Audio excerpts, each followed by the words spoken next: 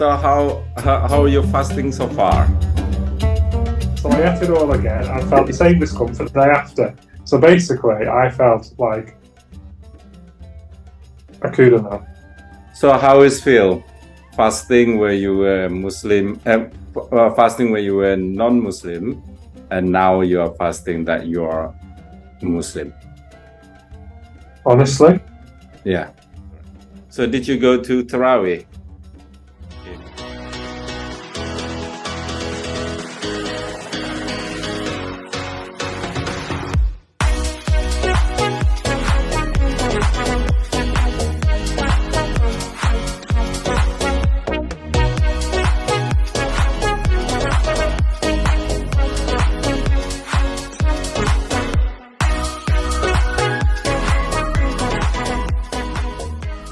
Assalamualaikum warahmatullahi wabarakatuh. Kembali lagi bersama Satria Ponde. Yes, video kali ini adalah perbincangan saya sama si Karl. Jadi kita ada update dari sahabat saya Karl yang di Inggris. Kita akan membahas bagaimana perkembangan pertama kali dia berpuasa sebagai seorang Muslim. Karena tahun kemarin dia juga sudah berpuasa tapi belum revert, belum masuk Islam atau jadi mu'alaf. Nah, bagi kalian yang belum tahu tentang si Karl, bahwa si Karl ini adalah teman saya di Inggris. Kita sering pergi traveling bareng, baik itu sama saya, terus sama Inun, dan sudah pernah umroh. Dia masuk Islam atau jadi mu'alaf itu tahun kemarin setelah Idul Fitri 2023. Jadi umurnya dia masuk Islam itu baru 1 tahun. Nah, dia sudah sering ke Indonesia, traveling dengan saya, mungkin banyak videonya, udah pasti. Dan kali ini dia mau ke Indonesia lagi, dan sekarang lagi siap-siap untuk pergi ke Indonesia. Yang akan saya perbincangkan itu adalah bagaimana update puasanya dia, kemudian bagaimana perasaan dia mau ke Indonesia dan apa aja rencananya. Nah, sebelum itu saya mau menjelaskan dulu buat kalian yang mungkin pergi ke sana, pergi ke situ. Mungkin banyak juga yang belum tahu bahwa sebagai seorang YouTuber seperti saya ini yang individual, atau seperti M Hidayat, Christian Hasan, Bule Bola, itu kita selalu delay dalam publish video kita, guys, karena kita tidak ada tim. Tapi kalau ada tim, hari itu tayang. Misalnya kita sekarang di Jakarta, berarti kita di Jakarta. Tapi kalau kita enggak, kita mungkin udah balik ke Inggris atau apa, baru videonya tayang. Itulah, guys, karena faktanya karena realitasnya kita bekerja sendiri. Jadi nggak mungkin kita bikin video sekarang langsung tayang hari itu. Waktu cuma 24 jam dalam sehari. Kemudian siapapun dalam video saya, kalau mereka bisa ya mereka bisa, pasti diajak, nggak mungkin nggak diajak. Tapi kan orang mempunyai kegiatan masing-masing, mempunyai kehidupan masing-masing. Jadi kalau karena saya merasa YouTuber sekarang ini, bahwa bikin video itu adalah hobi saya. Jadi mau saya punya teman atau enggak, saya kabur aja sendiri. Gitu, karena saya nggak merasa terbebani bikin video. Kadang-kadang teman saya itu ada yang terbebani, ya saya menghargai mereka, walaupun istri saya sendiri kadang dia nggak mau, dan sekarang dia juga nggak mau lagi divideokan. Nah, ini lumayan penting informasinya bagi kalian yang bertanya kapan masuk video. Kita pergi bareng tapi nggak divideoin, gitu aja. Alright, jadi nggak ada yang keliru misalnya ya kenapa dia nggak mau, yaitu haknya dia, karena orang tidak semuanya bisa bersikap sama. Respon dari mereka itu, baik itu teman saya atau orang terdekat saya, nggak semuanya sama mereka bisa menerima kehidupan sosial media. Kalau saya udah tahan banting, itu aja. So anyway, kita akan berbincang-bincang dengan si Karl lewat Zoom. Saya nggak sabar sekali karena udah lama saya nggak Zoom-zooman sama dia. Terakhir mungkin live. Itu aja, karena dia juga sibuk, karena dia ngambil cuti selama 1 bulan, jadi dia harus kerja. So inilah waktunya berbincang-bincang. Alright, oke, ayo kita hubungi Karl. Assalamualaikum warahmatullahi wabarakatuh, Pak Dey. Waalaikumsalam. Apa kabar? Kabar baik. Sudah lama. Juga? Hah? Kamu juga? Iya, kabar saya baik. Terima kasih. Puasa masih? Puasa? Ya, No idea. puasa fasting. Oh, Puasa. I thought you said Wasa. Yes, I Puasa am very hungry. lapar. Very, very. All right. So today is your last day in the UK. Are you packed? Yes, for a month. Huh? Are you already packed? I've got some packing left to do. What I've got left to do, I've got a little bit more packing to do. Then I've got to empty the fridge, have a shower, bring my stuff downstairs, and I'm good to go. Ooh, exciting. But yeah, I'm always of the opinion if I haven't got it in my suitcase an hour before I'm going, I don't need it. And if I do need it and I get somewhere else, I can just buy it. Right. I don't get worried about stuff. As long as I got my passport, that's all I'm interested in. So how are you fasting so far? It's been okay, pretty much okay. I did have that one blip yesterday where I didn't wake up in time, so I was like 23 hours of no food. After about the 15th hour, I was just like, well, it doesn't feel any different to when I've eaten. Probably I just got used to it. Semangat, right? Uh, So you start earlier than us, right? The majority people in Indonesia, yes. Well, seeing as I became Muslim in Padang, Yeah. and didn't Padang start on Monday last week? Not majority. Ahmadiyya. A lot of people in Padang start the same time with general people in Indonesia. But And in general people. yeah, but most of people in the village, they start early like you. Uh-huh. So you start on 11 That's right. of March, and then we start 12 March here. So Yes. it doesn't matter. Does that mean that you'll be finishing a day after me then? No, I think in Indonesia for Idul Fitri is the same, the same day. No. Why? So technically, you should do an extra day after the Muhammadiyas. All right. Anyway, so did you go to Tarawih? I haven't yet. Why not? I did try, but obviously the mosque's quite far away, isn't it? Yeah, I can understand that. About half an hour each way, so I'd be getting back at silly o'clock. And But you can do at home as well. You don't need to go to a mosque. yeah, but I wasn't really sure how. Okay. Yeah, maybe the learning's not go that far yet. But anyway, so Well, far, it's fine. It's sunnah, isn't it? So it's not like it's not an absolute requirement. So I can do it when I'm in Padang when there's people to show me. It's easier to find someone to show me. yeah, but this typical sunnah, Tarawih is related to Ramadan, which is if you do fasting, you do Tarawih, and that is like complete 100%. You're right, it's a sunnah. So from the start of Ramadan until now, all the fastings smooth. Apart from yesterday, didn't fail. It wasn't as easy to begin with. Because this year you are a Muslim, right? When you're doing Ramadan. But last year you did try, but that time you still non-Muslim, not reverted yet. Yeah. Yeah.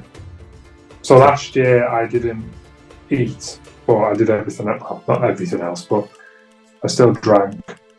Whereas this year I haven't eaten or drank. So how is feel fasting where you were Muslim, fasting where you were non-Muslim, and now you are fasting that you are Muslim? Honestly, Yeah. doesn't feel much different in No. terms of how hard it's been or Like, what I did find difficult though, because obviously I'm looking after myself, I'm doing it on my own all alone, but moderating how much food to eat when I break the fast and making sure I drink enough before I start the fast. Whereas if I was in Indonesia or around people that were Muslim, they would be able to tell me what's right and how much. So I'm doing a lot of this based on guesswork. So I spent a couple of days in quite a lot of discomfort because I'd eaten far too much the night before. When I had the rundown, I ate far too much. And then the next day I thought, well, I'm not going to get 2 meals out of that, so I'll eat it all again. So I ate it all again and felt the same discomfort the day after. So basically, I felt like I couldn't know.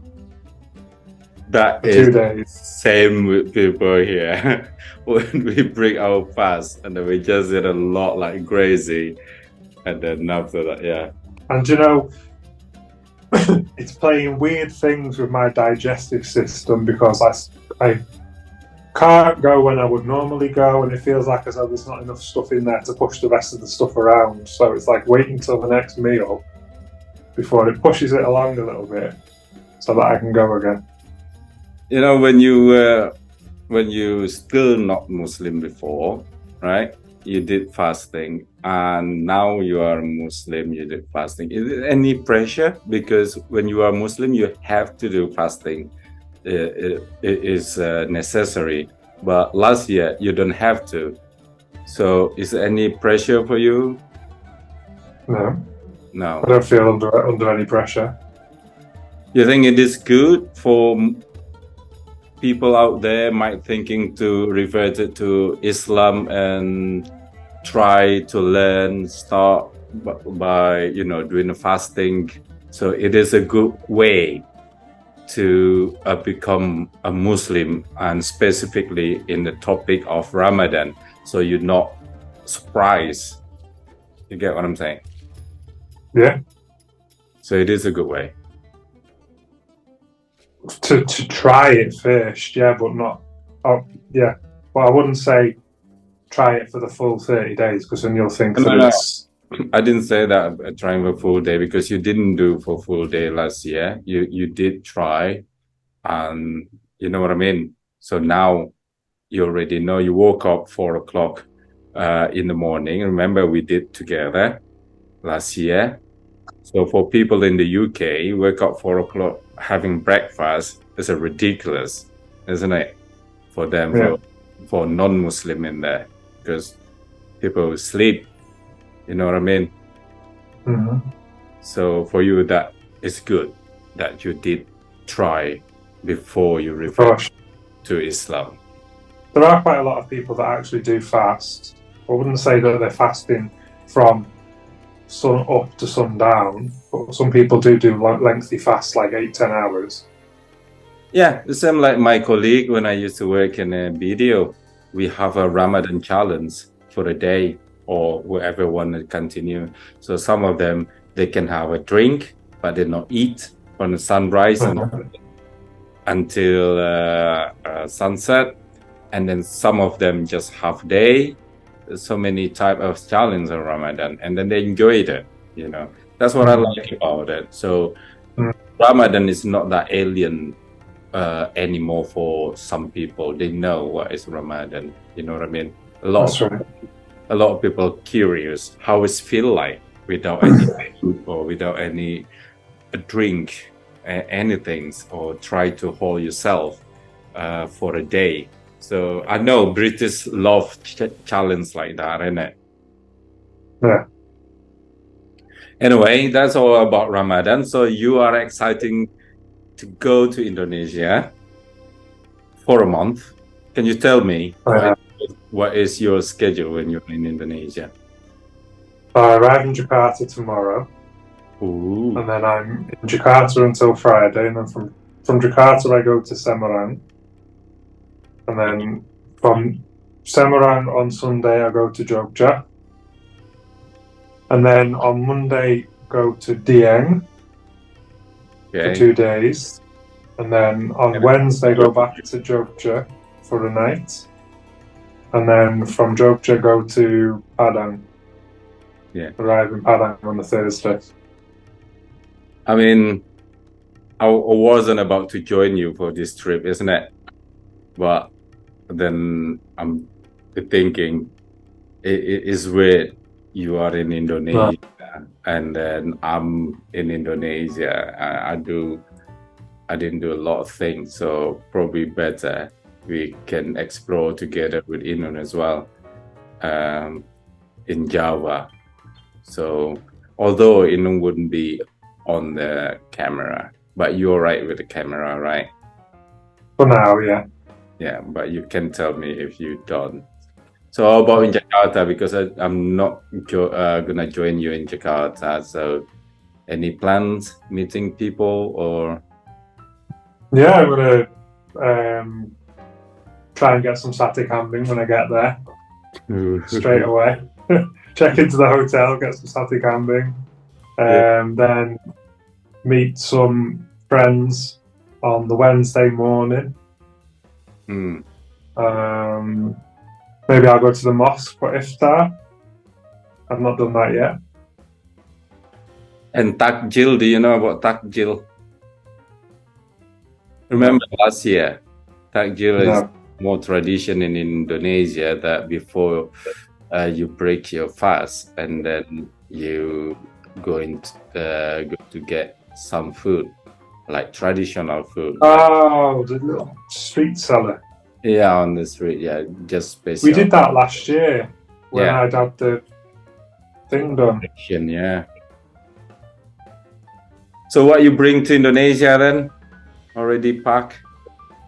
Just me. Just clothes? Pretty much. Yeah. Okay. How about your house? What about my house? I can't bring that with me. You know, one thing that people in the UK, that our tradition, and I mean, not our, because I'm Indonesian. I mean, in the UK, when you have a neighbor and then you're gonna leave your house for several days or month, like you're going for a month, right? Yeah. And the neighbor is look after your house because you have a close friendship with your neighbor. Yeah. And you leave your key there, right? That's right. My key's always been with my neighbor because in case I get locked out. So do I as well. Did you give my key to Paul? Yes. Thank you so much. Ya, jadi guys, just one second ini. Jadi guys, kita itu kalau pergi-pergi kayak gini, itu kunci kita, karena Sikal teman dekat saya ya. Jadi kuncinya saya kasih ke Sikal. Habis itu kalau Sikal nggak di Inggris, ya saya kasih ke neighbor saya. Kalau si Del sih jauh dari kota dan dia pun nggak punya transport pribadi. Makanya kalau Sikal kan dekat dari rumah saya. Jadi kalau ada apa-apa kayak kebakaran, like fire or something like that, right? Our neighbor is easy to go to our house, right? And then check it if something wrong with the house or something like that. It's more for intruders, I think. Huh? It's more for intruders, I think. Yeah. So that is teaching in Islam. That what maybe we didn't realize, or people didn't realize, because in Islam you have to have a good relationship with your neighbor. That's your first concern. For example, if you have a lot of food, like we did, like you did, you offer in your neighbor. Go to your family first. Look after your family, and then you look after your neighbor. That's teaching in Islam. Yeah, and then from your neighbor, and then surround, and then after that, big country, and then the world. So that's why to maintain good relationship with your neighbor is important. That been teaching in Islam, which is what people do in the UK as well. You know. I've also got a neighbor called Paul. Huh? My neighbor's also called Paul. Yeah, your neighbor also called Paul. Yeah. So Karl will leave his key in his neighbor, mine too. Jadi kunci rumah kita itu ada di tetangga kita, guys. But I have also spare key that I put outside the house just in case. Gitu. Jadi kunci saya ada 3, yang satu saya bawa, yang satu saya tinggalin, apa gitu sama orang terdekat di sana, teman akrab atau tetangga. Kemudian yang satunya saya sembunyiin di hide in it around the house. One of them in case if the key in my neighbor lost or I lost the key as well. So just a little bit information about neighborhood in the UK. So because related to Islam, that's what I like about it. Islam teaching. I don't know the religion will be the same, but in that case, we did. So you're flying from Manchester to That's right. Jakarta. Doha? Oh, Doha and then Jakarta. Doha to Jakarta and then stay in Jakarta. So the first thing you want to eat is sate kambing. Sate kambing. So you're getting ready now? Yes. Okay, thank you so much. Safe journey. And I'm sure Thank you. you're gonna waiting for you. And my family. Okay. My family send regards and overall, they hope that your journey is smooth and hopefully you're gonna be happy to spend Ramadan with us here. And hopefully you can learn more about Islam and people in the mosque, you know, the one that help you for Shahada. They keep asking us here when you know. So, terima kasih keluarga Satria sama-sama. And orang kampung. Yeah. I don't know what the village name is where you live, but thank you to those people as well. Okay. Here we go. So make yourself ready then. Make your way to the airport and see you soon. Right. Bye. Wassalam. Is that right? Wassalamualaikum warahmatullahi wabarakatuh. That's what you're gonna say. That one. So, thank you so much, Mr. Karl. Wassalamualaikum. Bye-bye. Bye.